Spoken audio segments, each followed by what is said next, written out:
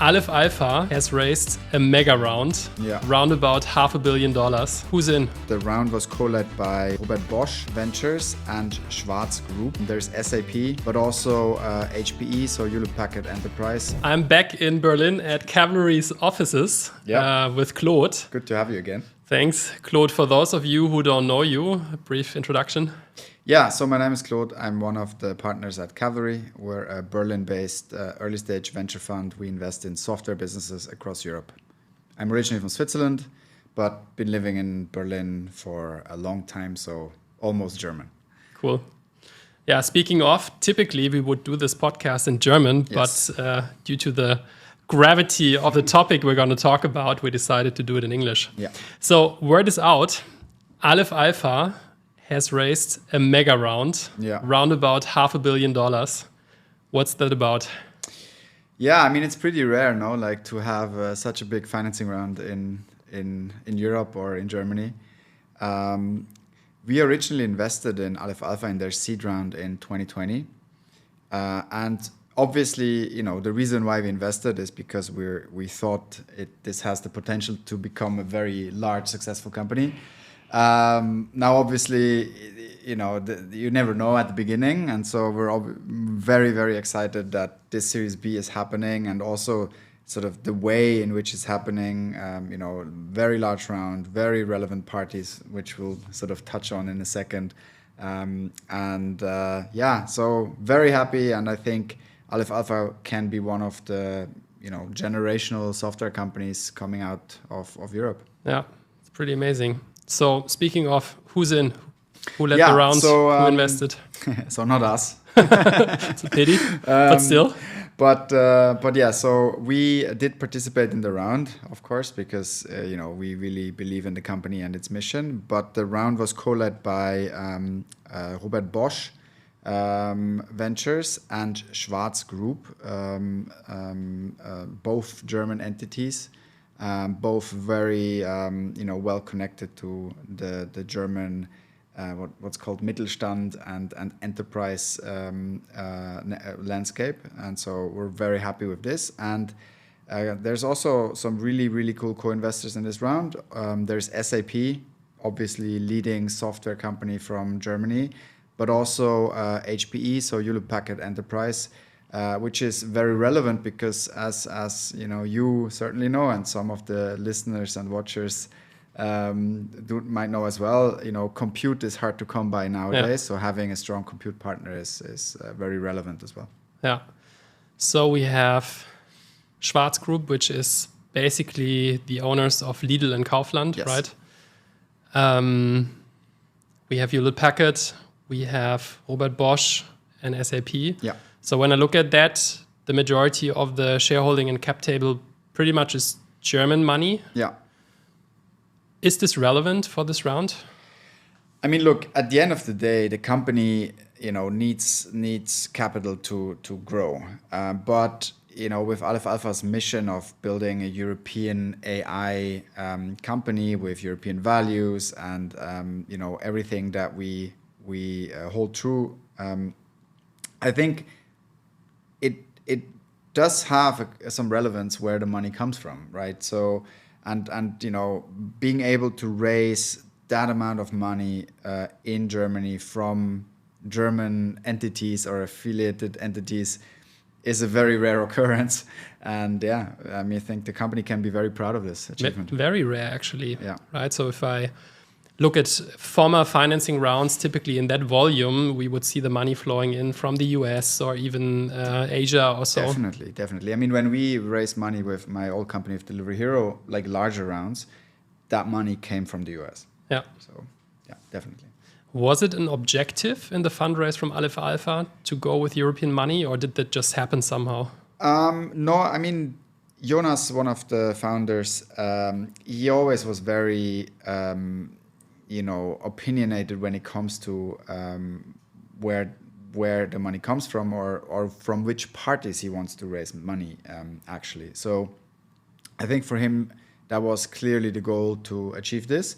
But, you know, even in peak AI mania today, it's not easy to raise, you know, something to the tune of $500 million in Europe, lo and behold, in Germany, right? So, and I think it's a massive achievement. It wasn't easy. I know that for a fact. And so yeah, but he set out to do it, and they managed to do it. It was already in the news a couple of months ago that SAP is basically engaging with Aleph Alpha. Yeah. When researching, I saw that they also engaged with Cohere and Anthropic. Yeah. Now, isn't that like conflict of interest, or is there some rationale behind it? I mean, from a, let's say, shareholder's perspective or Aleph Alpha perspective, obviously, me personally, I would, prefer if SAP would only be invested in Aleph Alpha. Right. Because obviously it would make them very dependent on Aleph Alpha, which would, present a great revenue opportunity for Aleph Alpha. For sure.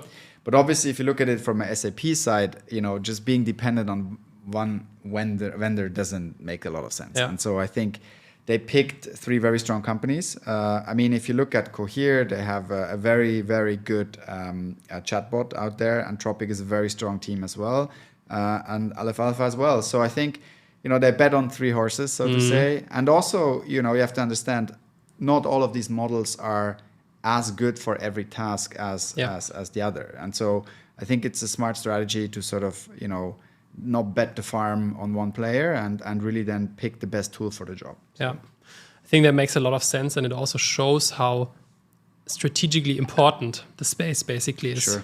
Right? Yeah, definitely. So next to SAP, we have, I think, with Bosch and Schwartz, we have 2 other very well networked German old school companies basically in there.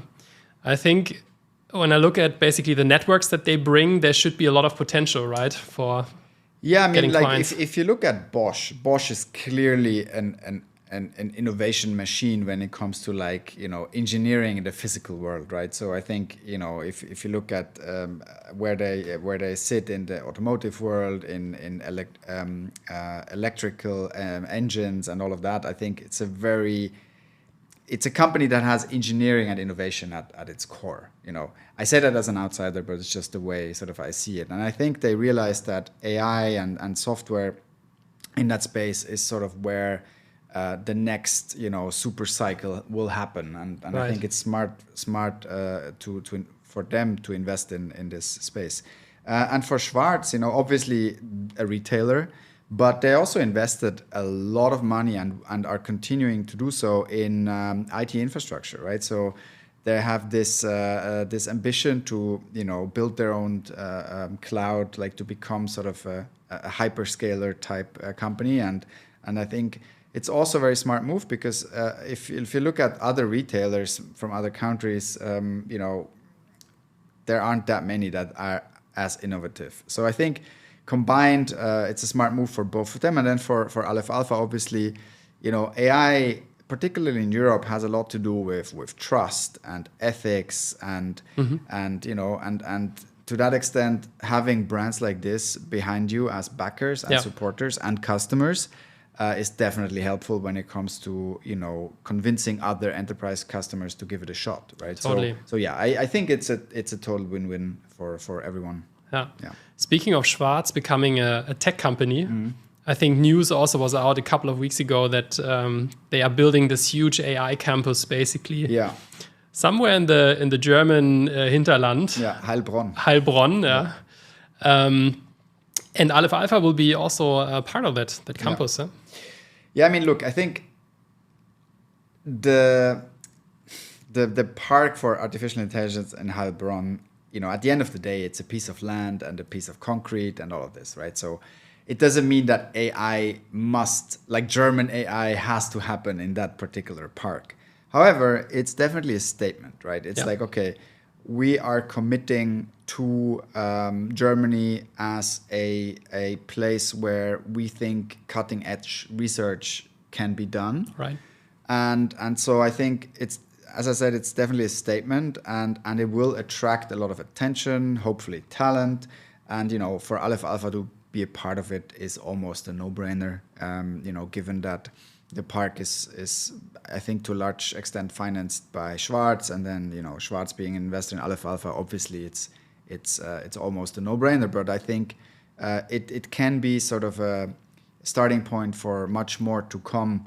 And so yeah, it's a very visible project. A lot of people have opinions about it, which is good because it brings the discussion to the public. Absolutely. And it's a very beautiful area. My grandparents live in that area, so I quite know it. I mean, look, it's the same with Aleph Alpha, right? You look at Aleph Alpha and you can also say, oh, they sit in Heidelberg, they sit in the middle of nowhere. But it's actually beautiful. And it turns out to hire AI researchers, even from DeepMind from the UK, people actually like to come there because it's a nice sort of place to live. Totally. Right? And totally. So... Yeah, if you look at Palo Alto in Silicon Valley, that area is very suburban as well, right? So, but it's very green and a lot of nature. And I think engineers actually are the kind of folks that like to live in an environment like that. I agree. Yeah. So with all of that, the investment, the AI campus, I think that's all moving in the right direction.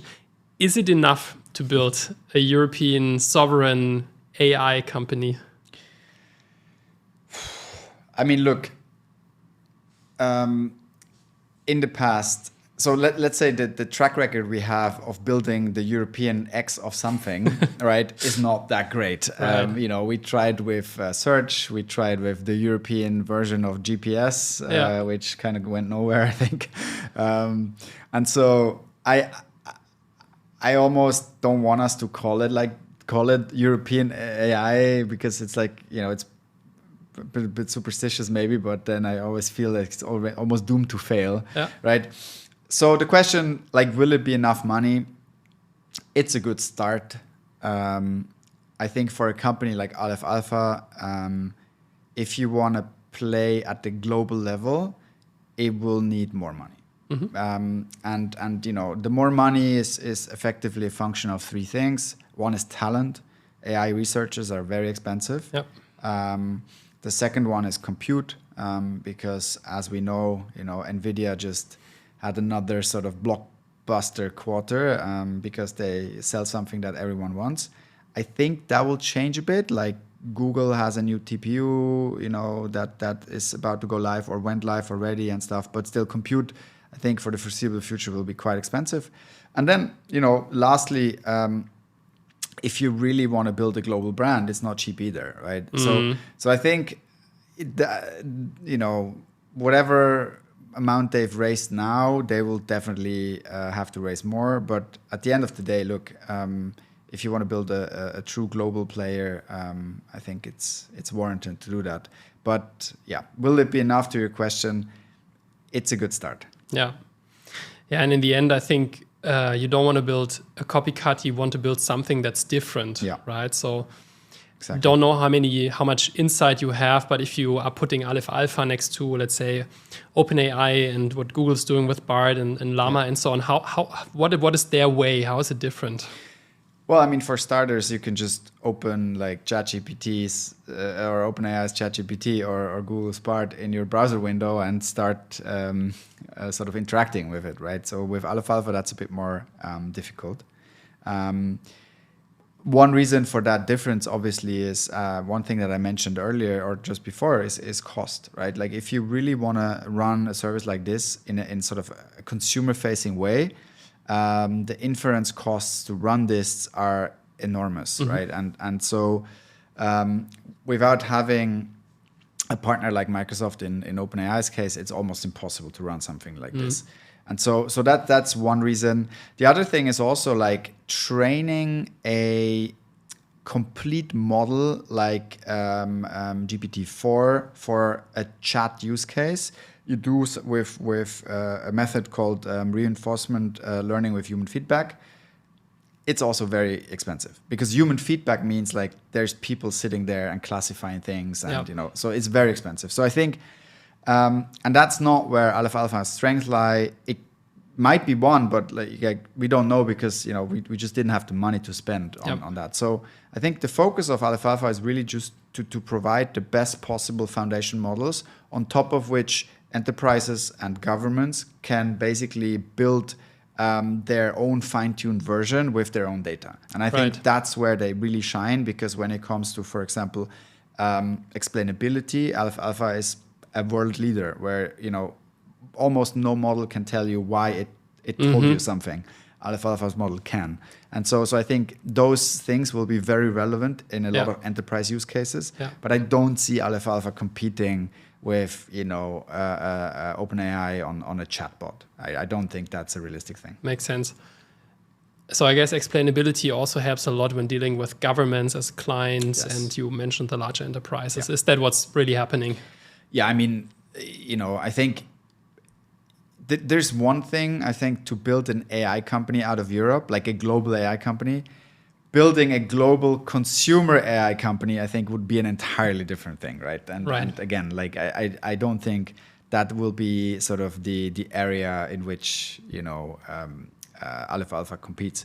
But yeah, definitely. So if you look at enterprise, particularly in Germany, we talk about Schwartz and Bosch, but you have so many large corporations that are also like, innovation minded, because we have a large, like very long history of engineering and all of this. And I think it's an ideal ground for an enterprise AI company. And then obviously governments, I mean, we all know Palantir, some love it, some hate it, but like at the end of the day, I think governments, not only for like security and defense, but also for just simple like, efficiency and getting stuff done reasons. I think, there's many use cases in government where Aleph Alpha will play a crucial role. Yeah. Totally. I think the exciting thing about this space is it's moving so incredibly fast. I think we did the last interview like 6 months ago, not even, right? And when I listen to the episode now, most of the stuff is already old. So looking back, like the last 3-4 months, what exciting stuff have you seen? So what has happened in the space? I think, as I said earlier, like there's clearly, a peak AI hype. Both in terms of like, people interacting with things like ChatGPT, but also on the investment side of things, like investors, going crazy. And I feel like we are somewhat past that, in a sense that, it's not like every day you get bombarded with something new and so on and so forth. And I think we're kind of moving a bit more to the phase where people go like, okay, this is cool, but what can we actually do with it, right? Yeah. So this sort of the, substance of it. And then also there's some disillusionment, right? Like, these models, they are not always correct, as we find out now, right? Like sometimes they just output stuff that is plain wrong, right? So, and so we find out sort of limitations of this approach, but then obviously there's technological progress happening still, and so there's amazing things that come out. Like, I mean, I'm sure you've seen it or played around with it with generative fill in Photoshop from Adobe. Crazy. It's insane. It's literally insane. Also, like background removal stuff, right? Yeah. I mean, you might remember. In the past, you would go like pixel by pixel and try to remove a background around. Now you just go like remove background and the background is gone. Right? Exactly. It's crazy, right? And so there's just lots of stuff like this happening. And so, yeah. But I think it's become clear by now that, AI, I think last time when we talked, it was like, oh, do we need to pause progress, or like, is it going to kill us or whatever? I think you cannot stop, AI like broadly, and you can see it sort of creep into all these applications like Photoshop, and it will be in every Microsoft product. It will be in every, I mean, it already is, but it will be more visible. Right. And so yeah, I think there's a ton of innovation, but not on the, oh, look, something fancy side of things like we had in the past sort of 9 months, but more in the, how do we actually productize this and how do we make it actually useful, as opposed to just like a shiny new object. Yeah. So I would assume Cavalry is continuing to actively invest in the space, yes. Basically, right? Trying to find good targets. So I think if anyone is out there building a great company, please ping Claude. And if I'm an investor, how can I be part of the success? Yeah, I mean, look, I think if you think of AI, the way what we call AI today is effectively like applications that are based on like supervised learning, and then applications that are based on like generative AI. And then obviously there's other like unsupervised learning and there's like other sort of methods and spaces. But I think all of them, you'll see a lot of growth in all of them, just because there's actually two things that AI broadly allows you to do. One is you can actually challenge incumbents, because it just, you can build stuff today in a way where it just wasn't possible, right? Imagine building something where, let's say you want to build a dog identifier for pictures, right? Like in the past, you would actually have to go and be like, oh, does it look like fur? If fur, then yes, no. And you would have to do you have to actually code the program, right? And it would have error rate that is crazy. Today, you just download 100,000 dog pictures and you train a machine learning model on your laptop, and you have a dog classifier built within like 2 hours, probably, right? And whereas before you'd spent a year on it and it would have been crap, right? So I think it will just allow you to build stuff completely differently from the ground up, and then as such allow you to challenge incumbents in the space.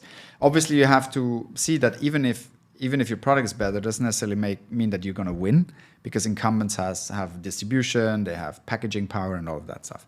But then you have the other side that is sort of completely blue ocean, where there's a lot of applications that you can build now that were just not possible in the past, right? Like imagine if you think about the iPhone, right? Like that was a phone, and then suddenly there was like a light in it, right? The light was actually built to take a picture, like the flash, right? And then someone figured out, like, wait a second, there's a light. I can build an app to turn on the light and call it flashlight app. Yeah.